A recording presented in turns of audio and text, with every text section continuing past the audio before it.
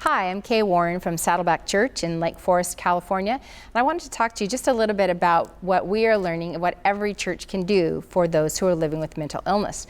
Sometimes people look at Saddleback and they think, well, you know, you're a big church, so of course you can have a ministry for people with mental illness. But I want to just share you really briefly 6 things that I think every single church can do, whether you're a house church of 5 or 10 or you're a church of 50 or 100, and it's built on the acrostic church. We do everything in acrostics at Saddleback, so we've made one using the word church. And the first thing that every church can do is they can care for and support people living with mental illness.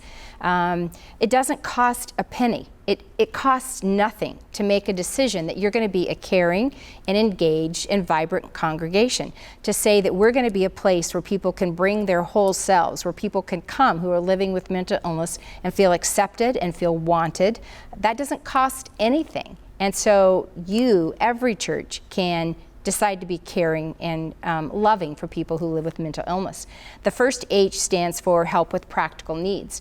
Sometimes mental illness is called the no casserole illness, because when I was diagnosed with breast cancer, people brought us meals, they took me to my therapy appointments, they took care of my kids. But if somebody in your congregation this week is diagnosed with bipolar disorder or an eating disorder or schizophrenia, it's not likely that somebody's going to say, hey, listen, can I bring you a casserole tonight? Or can I take you to your therapy appointment? I don't know why we distinguish between those two, but sometimes we do. But every church can help with practical needs. And then the U in the acrostic stands for utilize volunteers. Every church, again, whether you've got 10 or 15 or 50, has volunteers who are looking for ways to give significantly with their lives and with just a minimum of training. I mean, you could have a volunteer look on the internet for every place in your community where there's a good Christian counselor, or there's a center for people living with mental illness or with homelessness, or you could have somebody compile that list, a volunteer, so that when somebody comes in and says, I'm living with mental illness and I don't even know what to do, you've already got a volunteer who's done a list for you of resources in the community. So simple. The R is to remove the stigma. This is probably the most powerful thing that any of us can do for people living with mental illness, and that's just simply remove the stigma. It is not a sin to be sick, and mental illness is an illness, and we don't get mad at people or put them down or shame them if their thyroid doesn't work right or if they have cancer. So I'm not sure why we think that mental illness is different. It's not.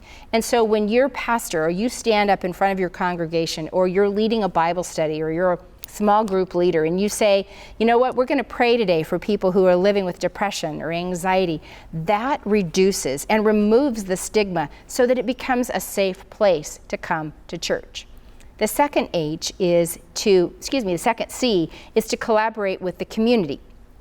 The church doesn't know everything. I mean, most of us don't know much about mental illness, but there are people in the community who actually do. And there are people in organizations that would come free and speak to your church or to a Bible study and explain some of the basics about mental illness.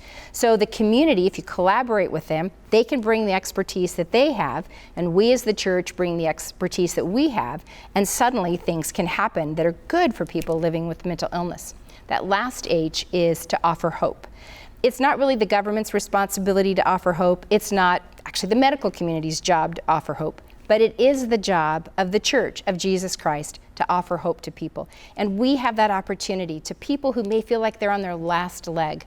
They may feel broken and bruised and maybe have burned out some relationships. And if we as the church don't welcome them in and offer them hope, we're going to push them to the edges and the side. And for some people, that will actually become a lethal place for them as they give in to the despair of living with a mental illness.